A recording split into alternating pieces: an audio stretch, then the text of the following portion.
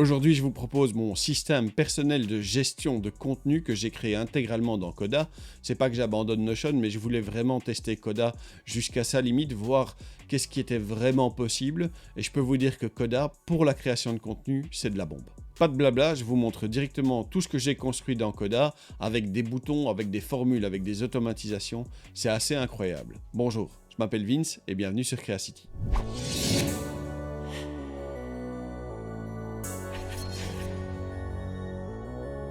Ce que je veux vous montrer aujourd'hui, c'est l'ensemble de mon système de création de contenu tel que je l'ai codé, tel que je l'ai créé dans Coda. J'ai le même dans Notion, mais que j'ai construit au fur et à mesure de Doceo, notre bootcamp pour les créateurs de contenu. Le même ou à peu près, en tout cas la structure est la même, mais dans Coda, il y a des choses qu'on peut faire et qu'on ne peut pas faire dans Notion. Et je me suis dit que si je devais faire un jour une formation sur Coda, bah, quelque part, il fallait que je trouve un exemple pratico-pratique et surtout être sûr qu'on pouvait aller très très loin avec Coda, que ça se justifiait vraiment de passer de Notion à Coda dans certains cas. Pourquoi faire, pour quels usages purement pratiques. Et donc, ce système de création de contenu tel qu'il est là est plus rapide et plus puissant que celui qu'on pourrait faire dans Notion actuellement, mais il est techniquement d'un niveau plus élevé dans sa création, dans la manière dont il est construit. Voilà, donc il faut être très clair là-dessus. Maintenant, les grands principes sont les mêmes. Je continue à toujours penser par trois. Et donc, quand je veux créer du contenu, il y a trois parties. Il y a la rédaction, la production et la promotion. Dans la rédaction, il y a la recherche et les titres, il y a la structure et les campagnes, et les taggings et les liens. Donc ça va par trois, je sais. Hein. Ensuite, le matériel et les visuels, l'enregistrement et le montage, le flux et le répertoriage. Et puis ensuite, dans la promotion, il y a aussi toute une série de choses qu'il faut envisager. Mais la partie vraiment où il faut créer des choses spécifiques que Coda peut faire et que Notion ne peut pas faire, ça se joue plutôt ici. Prenons par exemple la recherche et les titres. Dans la recherche et les titres, il y a trois acronymes, œil, probe et perf. Pourquoi? Parce que pour faire une bonne recherche et pour créer des bons titres, et un bon titre c'est essentiel quand on veut faire une vidéo, il faut bien réfléchir à tous les aspects de la chose. Et donc j'ai créé trois acronymes pour vous obliger, pour s'obliger ou pour m'obliger moi-même à réfléchir à tous les aspects. Et donc par exemple, ici, on a œil. Et œil, c'est quoi? C'est l'outil. L'outil, il est excellent dans quoi? L'outil, il est intégré avec quels autres outils? L'outil, il a quelles limites? Et donc, par exemple, ici, j'ai Notion, qui est excellent dans pas mal de domaines différents. Vous voyez que c'est des selects, un peu comme le select de Notion. Il est intégré avec quoi? Eh bien, il peut s'intégrer, par exemple, avec Make. Il peut s'intégrer, par exemple, dans certains cas avec Airtable, par exemple.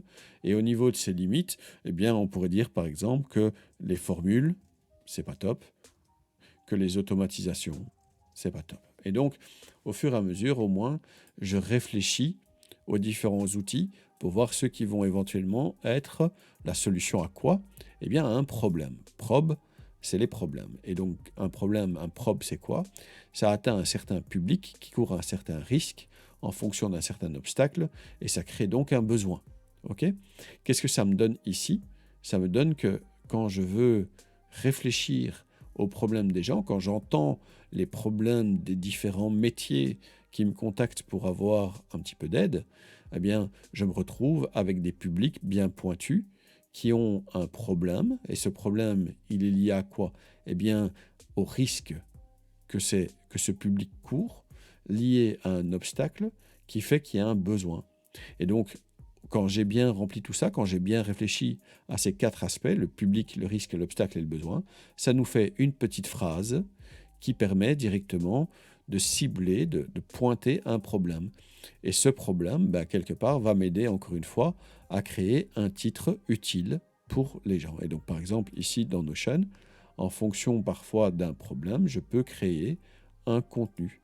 Si je reviens ici dans Coda, voilà ici par exemple quelque chose qui pourrait être lié à ça. Et donc, le fait de réfléchir à un problème avant même de créer le titre me permet de créer un titre qui soit vraiment lié à un problème existant. Et puis il reste perf. Et perf, c'est quoi? Eh bien, c'est le pourquoi. Pourquoi les gens vont vouloir regarder votre vidéo? Parce qu'ils ont envie d'accomplissement personnel, parce qu'ils veulent avoir le sentiment d'appartenance ou parce qu'ils veulent avoir une meilleure estime de eux, une estime de soi élevée. Quelle émotion est-ce qu'on va faire jouer là-dedans? Ben, le dégoût, la peur, la tristesse, la joie, la surprise, la colère, le réconfort, la curiosité, l'ambition.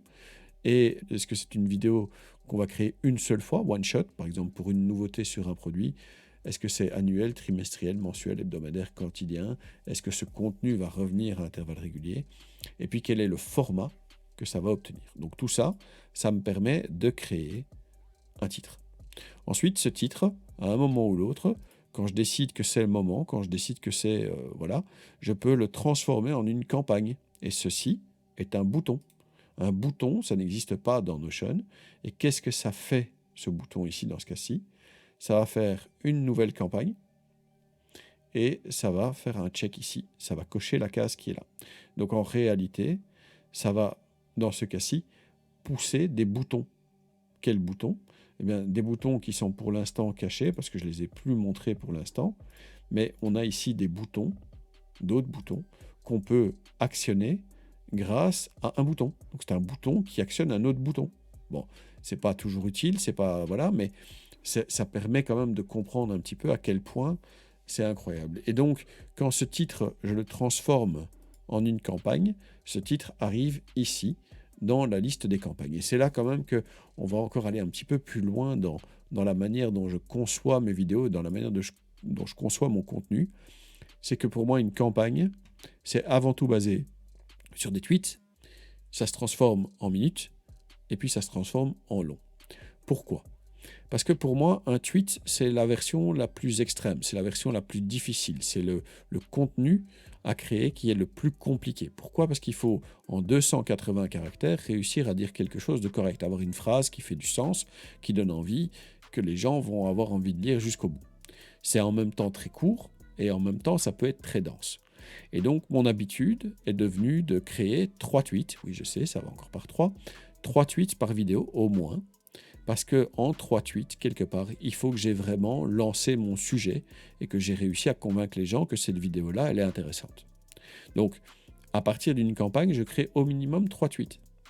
Ces 3 tweets sont ensuite transformés en une minute. Une minute, c'est quoi? C'est la concaténation de ces 3 tweets, au minimum, pour créer un contenu de moins d'une minute, parce que 3 tweets, 280 caractères par tweet, ça fait à peu près 150 mots. Et 150 mots, c'est à peu près une minute quand on le dit à une vitesse à peu près normale. Conséquence, avec une minute, j'ai un short, j'ai un reel ou j'ai un TikTok. Et donc le fait de créer d'abord mes tweets me permet de directement créer une forme de contenu supplémentaire que je vais pouvoir utiliser directement sans avoir besoin de l'écrire, entre guillemets. Et puis on a le long. Et le long, quelque part, c'est tout simplement notre script. Et notre script démarre avec quoi? Eh bien, démarre encore une fois avec les 3 tweets. Puisque les 3 tweets, c'est censé être les phrases un peu percutantes, les phrases qui donnent envie de lire. Quelque part, ici, selon le même principe, les 3 tweets sont ici. 1, 2, 3, avec un petit texte supplémentaire. Mais ces 3 tweets-là, je peux d'abord les lire comme ça quand je vais faire l'enregistrement de la vidéo, et ça va me faire mes shorts, ça va me faire ma minute. Et puis après, il y a tout le reste du texte de la vidéo que j'ai bien structuré, que j'ai bien lancé. Et au moment, encore une fois, où je veux vraiment, quand je sais que mon script est fini, je peux appuyer sur ce bouton, et ce bouton va m'envoyer mon script en tant que fichier texte dans le bon répertoire Dropbox. Et ça, c'est encore une partie assez comique, assez compliquée, c'est que ce script ici, il lance une formule. Cette formule utilise quoi? Gmail. Donc Gmail, c'est un pack qu'on peut ajouter à Coda, un ensemble de fonctionnalités supplémentaires liées à Gmail qui a été créé par l'équipe de Coda, je crois, et qui s'ajoute aux fonctionnalités de Coda. Et donc ici, j'utilise mon compte Gmail pour envoyer un mail à qui? À moi-même, qui concatène le script avec comme sujet le titre de la campagne et avec comme texte tout le texte du script. Donc il récupère tout ce script-là, tout ce qui est là, hop, il le récupère pour l'envoyer par mail sur vcrea@gmail, donc sur mon adresse mail. Et puis derrière, il y a une automatisation make qui permet de passer ce script-là en fichier texte dans ma Dropbox. Quelle Dropbox? Eh bien ici, quand je coche ceci, quand je coche cette petite case-là, il y a toute une série de choses qui se mettent en route. C'est-à-dire que le fait de cocher cette case-là dit « Ok, j'ai fait ce qu'il fallait et maintenant je vais vraiment me mettre à la production de cette vidéo-là ». Et en fait, ça va déclencher, la création de 27 3 x 3 x 3, 27 actions à poser pour cette vidéo-là. Et ensuite, ça va aussi lancer la création d'un lien Dropbox. Et ce lien Dropbox, je vais l'avoir directement ici. Et quand je clique dessus, moi ou l'équipe, on a accès à tous les fichiers qui sont dans la Dropbox et qui correspondent à cette vidéo-là. J'ai la vidéo en tant que telle, la vidéo complète, mais j'ai aussi les shorts au format portrait, au format paysage, les images, enfin on a tout ce qu'il faut. Et si j'ai besoin de changer quelque chose au niveau des visuels, eh bien j'ai aussi le lien Canva qui est à côté. Et dans Canva, eh bien, j'ai tout simplement les différentes images qui ont été créées, les différents visuels qui ont été créés pour cette vidéo-là. Donc vous voyez que le système s'enchaîne assez bien. On est sur un système assez compliqué, assez croustillant, mais qui est assez solide et qui est seulement possible dans Coda pour les raisons que je vais exposer maintenant. Premièrement, dans Coda, on a des boutons. Et les boutons permettent, voilà, des formules qui sont absolument exceptionnelles par rapport à ce qu'on peut faire dans Notion. Celle-ci, cette formule-là, je l'ai expliqué la semaine dernière, mais c'est la formule qui crée 3 tweets pour une campagne. Et donc, en fait, j'ai une séquence. La séquence démarre à 1 et termine à 3 et va par 1. Donc, 1 plus 1 plus 1, 1, 2, 3. Et chaque fois qu'on passe par un élément de la séquence, on va faire une formule. Et cette formule va être quoi? Ajouter une ligne dans la table tweet créa contenu, et puis ajouter des colonnes à cette table, ajouter du contenu dans les colonnes de cette table. On va rajouter un lien vers la campagne, et puis on va créer un tweet qui a comme valeur quoi? Eh bien 1, 2 ou 3, et puis une barre oblique. Et donc ça donne ceci quand on crée les tweets pour un certain contenu. Voilà ici, 1, 2, 3, ces 3 tweets qui sont créés pour cette campagne. Ça, c'est une des formules, c'est un des boutons qui est quand même assez incroyable. Si je reprends le bouton, par exemple, ici, le bouton qui crée la minute, qu'est-ce qu'il fait, ce bouton-là? Il va créer une nouvelle ligne dans la table des minutes, il va récupérer le titre, et puis il va récupérer tous les tweets qui sont liés à cette campagne-là, les tweets filters, les tweets qui sont filtrés par campagne, et puis il va faire quoi? Il va les concaténer, il va les joindre, join, avec chaque fois une ligne, enfin une séparation, une nouvelle ligne par tweet, et il va récupérer comme ça les 3 tweets ou les 5 tweets ou tous les tweets qui sont liés à cette campagne-là pour refaire un petit texte. Et donc on va obtenir à partir de 3 tweets, on va obtenir ici un petit texte que je vais pouvoir partager, que ce soit dans un short, un reel ou un TikTok, mais que je vais pouvoir utiliser par exemple aussi pour la newsletter, parce que pour moi, ceci est une bonne longueur pour un article à mettre dans la newsletter. Et donc tout ce système-là, il est fait pourquoi? Eh bien pour créer au fur et à mesure, grâce aux tweets et puis aux minutes et puis au long, tout le contenu texte d'une vidéo.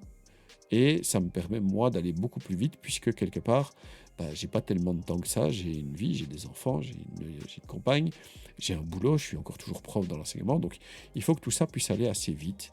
Et derrière, j'ai mon moyen ici de production qui me permet de suivre tout ce qu'il faut faire, tout ce qu'il faut créer, tout ce qu'il faut encore demander. Et puis, il y a une partie promotion qui n'est pas vraiment ici dans ce système-ci, mais qui est en charge par ceux qui s'occupent de justement faire tout ce qui est réseaux sociaux pour moi. Voilà, on est sur un système assez complet pour l'équipe. Les gens ont accès à tous les rushs et à toutes les vidéos ici dans la Dropbox. On a ici l'ensemble des tâches qui sont suivies par rapport à cette campagne-ci. Donc voilà, on est plutôt pas mal avec ce système de création de contenu. C'est surtout une philosophie et je vous ai aussi montré quelques formules. Si vous pensez vraiment que vous voulez aller plus loin avec ça, si vous pensez que je pourrais faire une vraie formation sur Coda ou que je pourrais détailler complètement ce système-ci, c'est des vidéos qui dureraient franchement quelques heures. Dites-le moi en commentaire, dites-moi si ça vaut vraiment la peine que je me lance là-dedans, si c'est vraiment un sujet qui vous intéresse et que vous vous dites vraiment « Waouh, Coda, c'est incroyable, ce serait bien d'avoir plus d'infos, ce serait bien d'avoir une vraie formation là-dessus », dites-le moi en commentaire, que ce soit ici dans la vidéo ou sur LinkedIn ou sur Twitter ou sur tout ce que vous voulez. Je suis prêt à le faire, mais quelque part, il faut qu'il y ait quand même une certaine demande parce que créer une formation, c'est jamais anodin, ça prend beaucoup de temps. Encore une fois, je m'appelle Vince et je vous remercie d'avoir regardé cette vidéo. N'oubliez pas d'aimer, de commenter, de partager, de vous abonner et de faire sonner la cloche. Soyez sympa dans les commentaires parce que les trolls, c'est uniquement chouette quand ça danse, ça chante ou ça fait des câlins. Puissons-nous nous revoir bientôt. Merci et au revoir.